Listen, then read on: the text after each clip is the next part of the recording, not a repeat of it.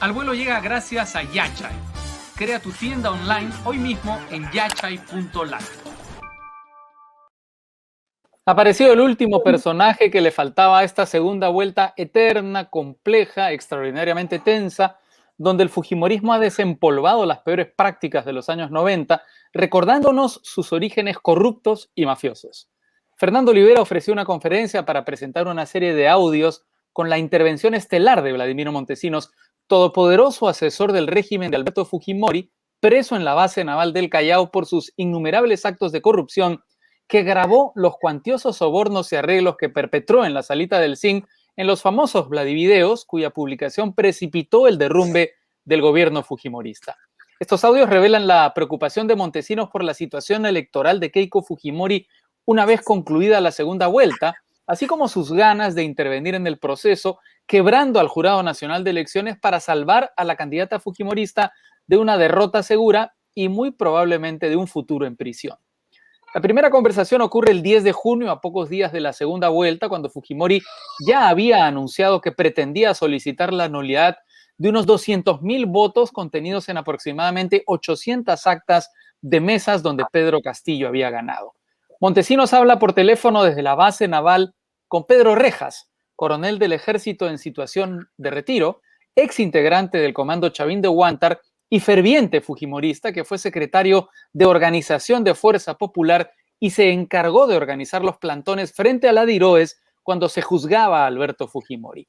Convencido de la inminente derrota de Keiko Fujimori, Montesinos pide a Rejas que contacte a Guillermo Sendón, saltimbanqui de la política que ahora simpatiza con Fuerza Popular, el APRA, y con Rafael López Aliaga, para llegar al menos a 3 integrantes del Pleno del Jurado Nacional de Elecciones con el objetivo de, a cambio de sobornos, hacerles torcer sus decisiones a favor de Fuerza Popular. El plan tenía 2 etapas. Primero, buscaban que el jurado ampliara el plazo de ley para ingresar solicitudes de nulidad de las actas de los lugares donde ganó Pedro Castillo y segundo, buscaban que el jurado aceptara estas nulidades.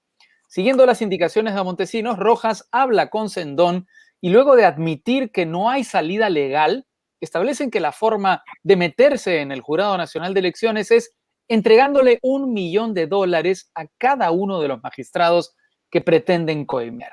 Sendón dice que ya ha hablado con Luis Arce Córdoba, nada menos que el magistrado del Jurado Nacional de Elecciones, cuya inconstitucional declinación esta semana a su cargo ha desatado una gravísima crisis electoral y democrática. En palabras de Sendón, Arce ha asegurado 3 de los 4 votos del jurado a cambio de $3 millones. El único que no podría ser sobornado, dicen, es el presidente del jurado, Jorge Luis Salas Arenas. De paso, Rejas también se comunica con Kenji Fujimori para que lleven gente a la movilización del Campo de Marte contra el llamado fraude electoral, una conversación que revela que se conocen y que Rejas es hombre de confianza, tanto de Montesinos como de Kenji Fujimori. El operativo coordinado por Vladimiro Montesinos y Pedro Rejas se pone en marcha al día siguiente de la llamada que ambos sostuvieron, el 11 de junio, cuando IDL advierte la intención del Jurado Nacional de Elecciones de ampliar el plazo para que Keiko Fujimori presente sus cerca de 800 pedidos de nulidad, una medida que ocasionó el rechazo unánime de la comunidad jurídica de nuestro país y que finalmente fue frenada. Lo que ha sido frenada también es la intención de Fuerza Popular de seguir pervirtiendo este proceso, con la intención de impedir su derrota a como dé lugar, asomándonos a un abismo jurídico y social con métodos que ahora está clarísimo han sido inspirados y muy probablemente coordinados y ejecutados nada menos que por el mismísimo Vladimiro Montesinos.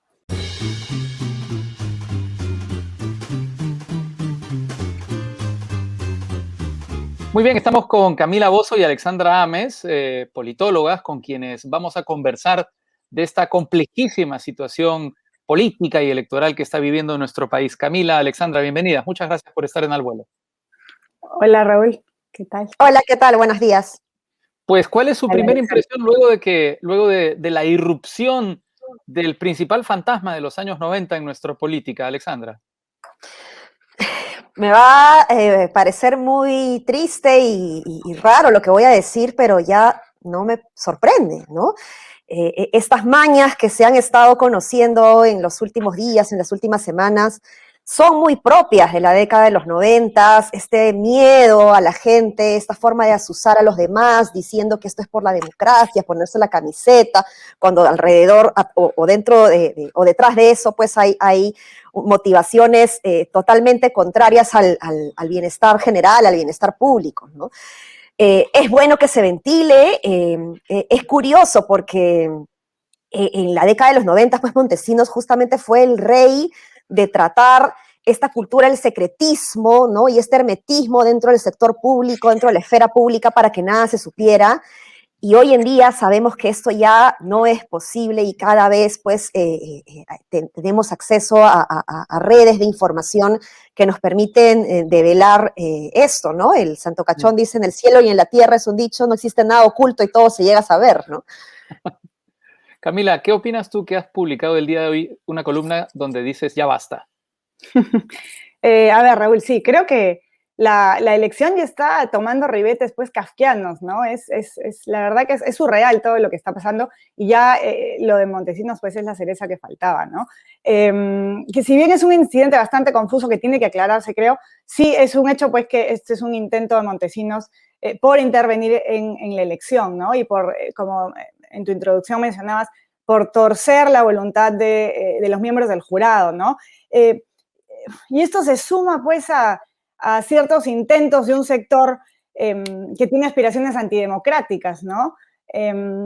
Algo que ponía en mi columna el día de hoy es que ya han pasado 20 días desde las elecciones y el fujimorismo no ha presentado pruebas fehacientes ni indicios contundentes que nos hagan pensar que ha habido fraude, ¿no? Porque si bien desde un inicio uno podía darle pues el beneficio de la duda, ¿no? Y podía creer que Fuerza Popular tenía un genuino deseo de conocer la voluntad electoral, creo que ya los últimos sucesos y los constantes cambios en la narrativa del fujimorismo, ¿no?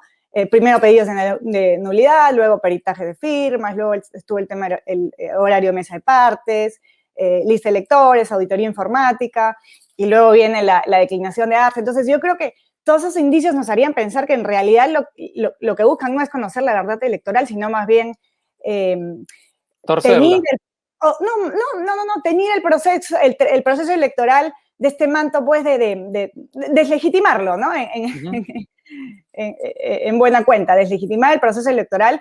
Y aquí hay un sector que está tratando, como dije, que tiene aspiraciones antidemocráticas y está tratando de plantear o está ponderando otras opciones por los cauces anticonstitucionales, ¿no?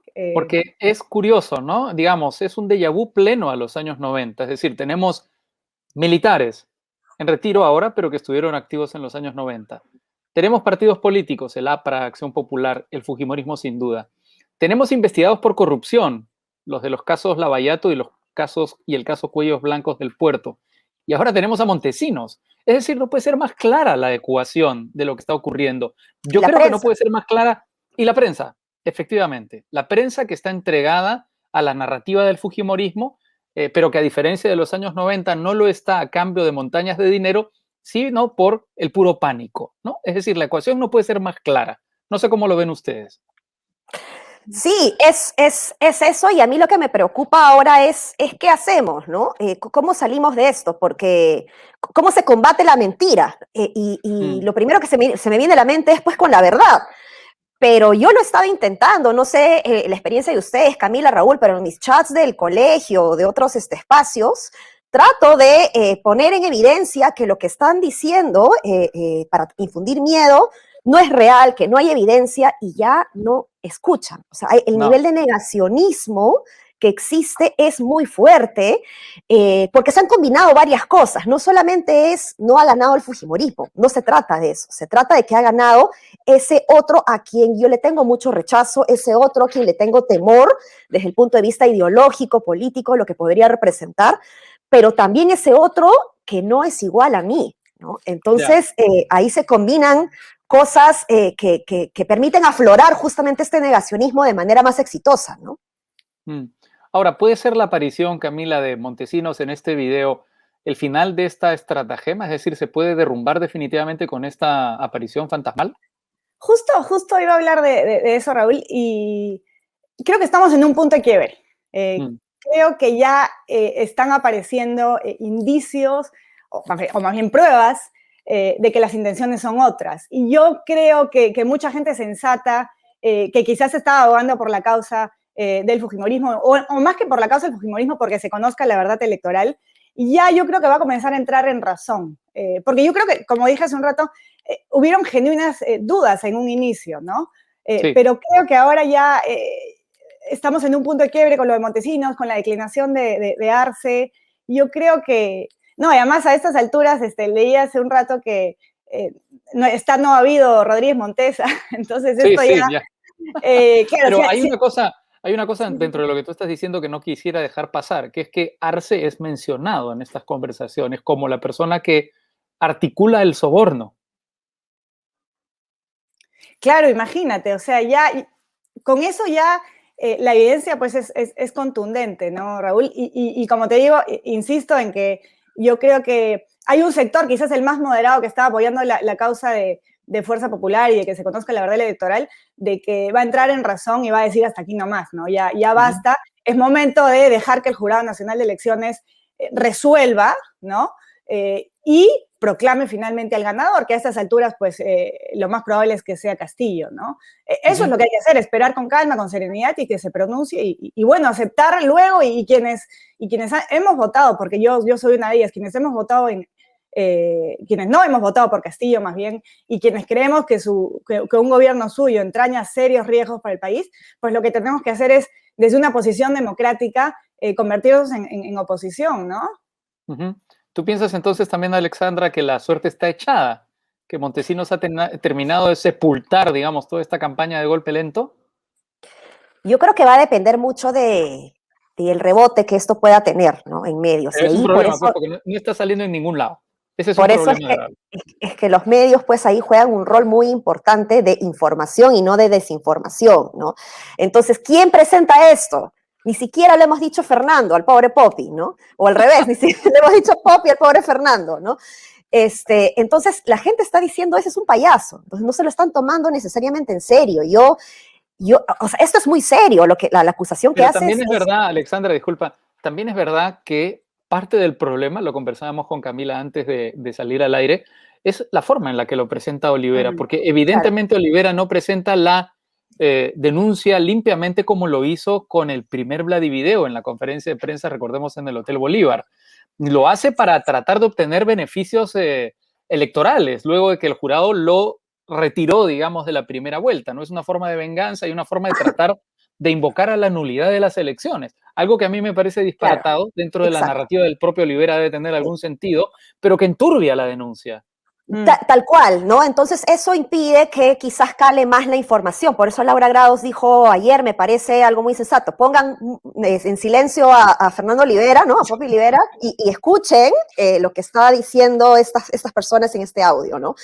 Entonces, yo creería que sí, cada vez más hay más personas de derecha, inclusive gente que no ha votado por Castillo, gente que ha votado por Keiko, que no quiere ser parte de esto. Veo a un cateriano más alejado de esta situación, espero que pueda enfrentarlo con mayor liderazgo, porque lo que se necesita en este momento es un liderazgo de una coalición plural, ¿no? Que se embandere a favor de la democracia, no a favor de Pedro Castillo. Yo creo que eso es clave, pero insisto, el rol de los medios de prensa juega un rol importante respecto a cómo eres caja de resonancia para frenar esta cosa o para seguir promoviendo la angustia, la incertidumbre, la división, ¿no? Sí. Ahora, ¿qué hacemos frente a esa irresponsabilidad? ¿Cómo exigimos que se informen estos hechos centrales, indispensables, que están ocurriendo, que además no son opiniones, sino hechos? ¿Cómo lo ven ustedes? ¿Una ley de prensa? Camila, para mí. Sí, ya. Comienza si quieres, Alexandra, dale, yo te sigo. Bueno, justo ahorita ha salido, ¿no? Me ha llegado la notificación mientras estábamos aquí de que han declarado fundada la demanda de amparo por la compra de las acciones del comercio, fundada la demanda de amparo en vulneración de los derechos de la libertad de expresión y se ha declarado nulo el contrato de compra-venta del 54% de las acciones de Pensa. Entonces, situaciones como estas pues te llevan a repensar también cómo es que estás manejando la política de la información, ¿no? Porque finalmente es una política pública que está en manos evidentemente de terceros y me parece bien que deba estar en manos de terceros, pero este es un tema muy sensible y por lo tanto tiene que ser regulado con mucha responsabilidad, ¿no? Bueno, un amparo que tardó 8 años, un amparo que se supone que es una medida rápida para garantizar derechos y que tardó 8 años, pero bueno, ha terminado saliendo y ha salido dándole, digamos, la razón a quienes interpusieron la medida, ¿no? Camila, perdón. Sí, a ver, no había visto el amparo, pero yo creo que, y me imagino ustedes están de acuerdo conmigo en la salida no es la regulación de los medios, ¿no? Ya tuvimos No, sin duda, yo lo preguntaba, digamos, con sorna, ¿no? Porque sí, evidentemente esa no puede ser una salida.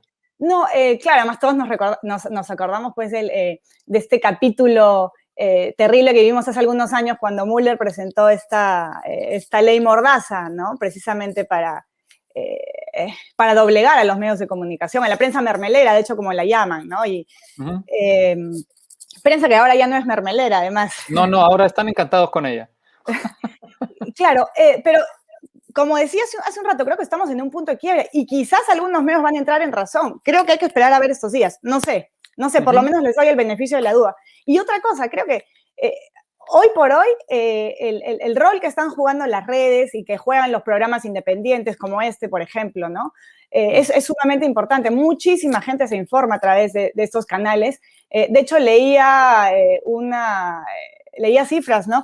Me parece que son 7 de cada 10 peruanos se informan en las elecciones a través de redes, principalmente Facebook, pero también otras redes, ¿no? Pero principalmente era Facebook, WhatsApp. Yo sé que, claro, ahí abundan los fake news. Fake news, sí. Pero es cierto que también hay ciertos programas como este, y hay muchos otros, y hay podcasts, y hay muchos productos que creo que la gente está consumiendo mucho más. Y eso es bastante positivo, porque además compite con los medios tradicionales, y eso es sano, ¿no? Porque al competir con los medios tradicionales, los fuerza a informar, ¿no? Informar de manera objetiva Sí. Justo esta semana entrevisté a Jaime Chincha y hablábamos de los años 90 y del año 2000 en Canal N, y un poco la conclusión a la que llego después de lo que tú dices, Camila, y esa entrevista es que las redes sociales o los medios digitales están jugando el papel que jugó Canal N en el año 2000. El problema con esa ecuación es que la señal abierta, la televisión de señal abierta, la tienes en tu cuarto, la prendes y la ves.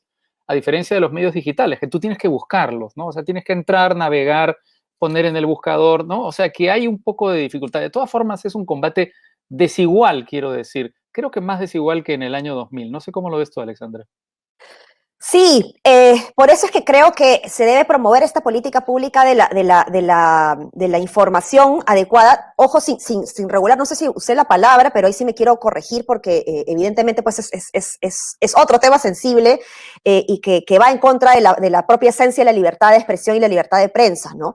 Pero sin lugar a dudas tiene que haber un impulso desde el Estado de promover que esto sea así, y la competencia, ¿no? Es justamente esto que permite tener distintas opciones. Entonces, por eso es que hacía mención a esta sentencia, porque este es un pasito muy importante que permite entender cómo es que los monopolios de alguna manera pueden concentrar justamente una postura, una línea editorial, que la verdad, miren, yo no soy periodista.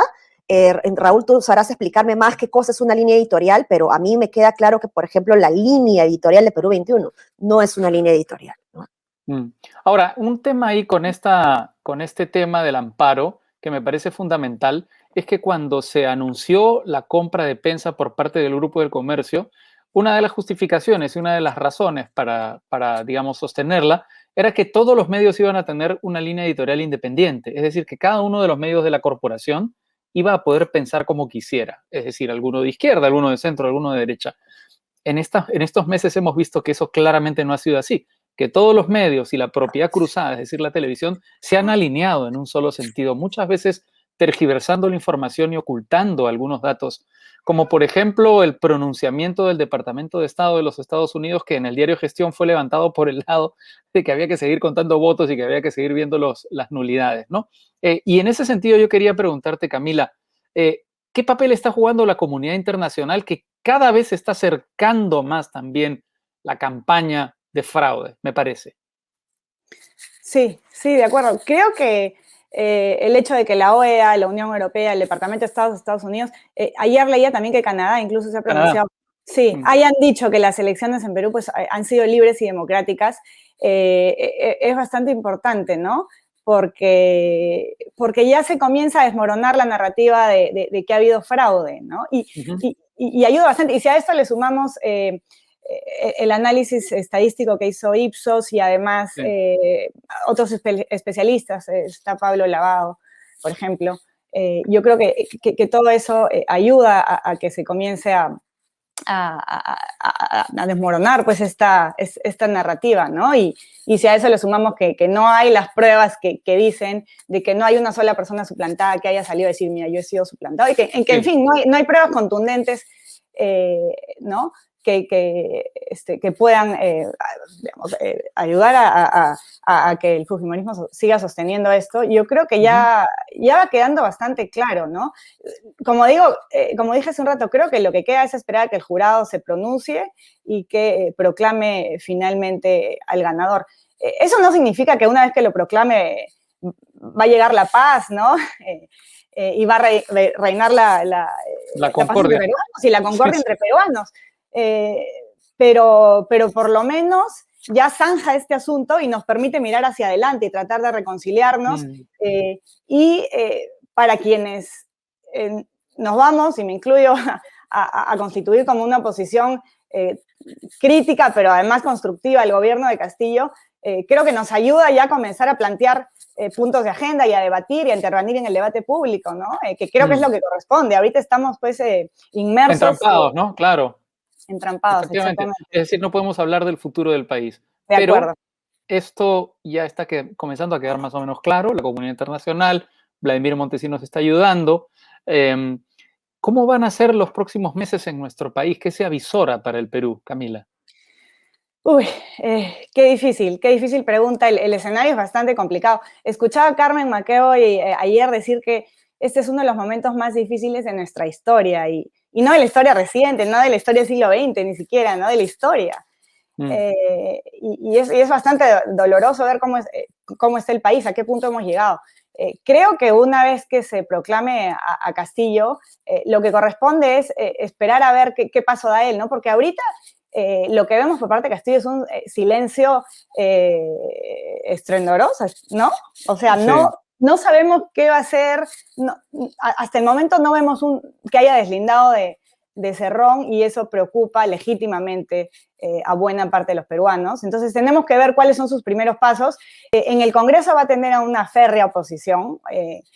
Claramente la correlación de fuerzas no lo favorece, y él va a tener que, creo yo, ser pragmático, ser estratégico y darse cuenta que lo que corresponde es hacer un viraje hacia la centro, si quiere centro-izquierda, pero que mantenerse en sus posiciones iniciales maximalistas, ¿no? Radicales, estatistas, antidemocráticas incluso, van a terminar por despeñarlo del poder. Y aquí, yo no sé, viendo un poco los antecedentes de la región, creo que estamos frente a dos opciones, ¿no? O se puede inclinar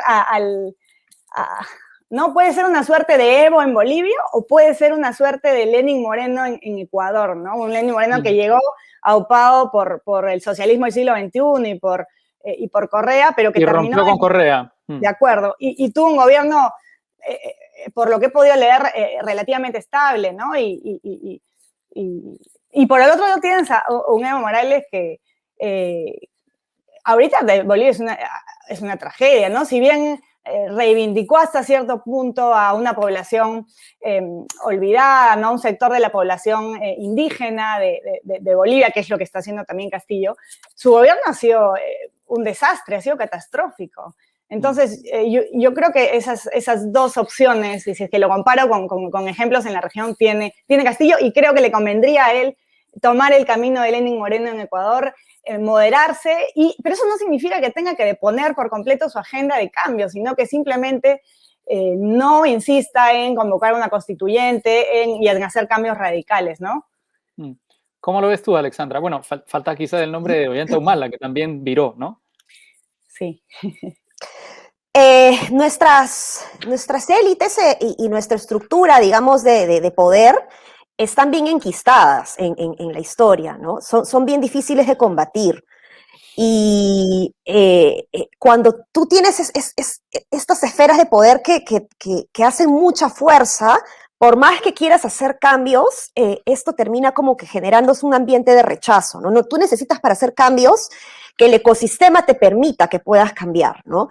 Y está clarísimo que necesitamos hacer cambios, ojo, pero no cambios radicales, y la gente ha respondido de esta manera en las encuestas que se han hecho sobre el tema. Tampoco creo que la solución vaya por la Constitución, sino más bien desde mi visión de ex gestora pública, me parece que el problema está en la interna, de cómo reformas el Estado para tener políticas públicas efectivas, ¿no? Entonces, un cambio de un artículo en una Constitución no te va a solucionar ese problema que realmente está demandando la gente con angustia, ¿no?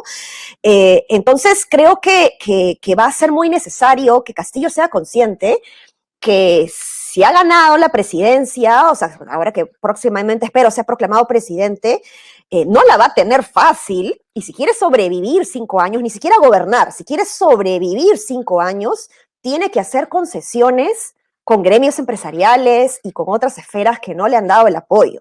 Solo no lo va a poder hacer, ¿no? Pero entonces, Alexandra, ahí hay un asunto que me parece muy importante de lo que tú estás planteando. Tú hablas de concesiones a los gremios empresariales.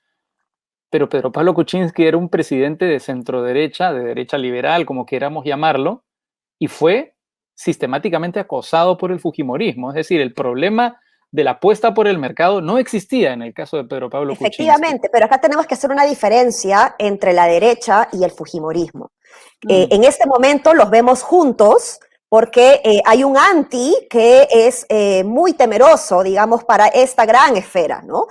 Pero el problema es que tenemos, pues, a veces élites también bastante torpes en comparación de otros países en América Latina, ¿no? Acá ellos tienen que saber que o tiendes puentes desde la derecha, en vez de poner gasolina. Me parece que lo más inteligente es tender puentes. Para ver más perdidos. Ni siquiera 5 años más perdidos, 20 años de retroceso, o 30, Una ¿no? generación, entonces tenemos que tener mucho cuidado ahí y promover justamente desde la evidencia, sin emociones, sin ideologías, cuáles son las consecuencias que pueden haber detrás de una buena intención, ¿no? Yo puedo tener la mejor intención de controlar los precios, por ejemplo, y decir, esto qué bien, y la gente va a estar de acuerdo conmigo, pero ¿cuáles son las consecuencias o el efecto que eso te trae en un estado como el nuestro, particularmente como el nuestro, además, ¿no? Entonces hay que pensar todo esto, hay que promover mucha información, y ahí creo que los medios de prensa se van a alinear a eso. Creo que una derecha puede tender puentes. Ahora, estoy viendo la mirada positiva desde el punto de vista de la salida. Si tú me preguntas qué creo que va a pasar, pues yo no auguro un buen futuro para los próximos meses. Creo que vamos a tener momentos de confrontación muy duros, pero no me corresponde a mí hablar de lo que yo creo que va a pasar, sino más bien de las salidas que podemos tener justamente para evitar una colisión social, ¿no? De acuerdo, Alexandra, Camila, muchísimas gracias. En todo caso, lo que sí parece aclararse es el camino de estas elecciones, ¿no? Yo creo que a partir de la salida de Montesinos, a partir de los pronunciamientos de la comunidad internacional y de todo lo que estamos viendo, pues aquello que parecía gris al comienzo ahora está cogiendo tonos bastante claros. Es decir, ya sabemos qué es lo que ocurrió, ya sabemos qué es lo que se quiere hacer con lo que ocurrió, y ya sabemos lo que tendría que pasar en un país democrático. Muchísimas gracias a las dos por haber participado en esta edición de Al Vuelo. Ha sido un gusto enorme tenerlas. Gracias. Gracias. Chao. Un gran saludo. Y muchísimas gracias a ustedes, por supuesto, por acompañarnos, como siempre, aquí en Al Vuelo. Nos volvemos a encontrar el lunes a las 3 de la tarde. Permiso.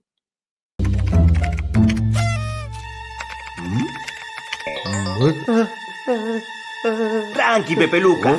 Para esto está Yachai. Compra tu dominio y hosting en yachai.lat y abre tu tienda al mundo. Yachai.lat, tu tienda online hoy.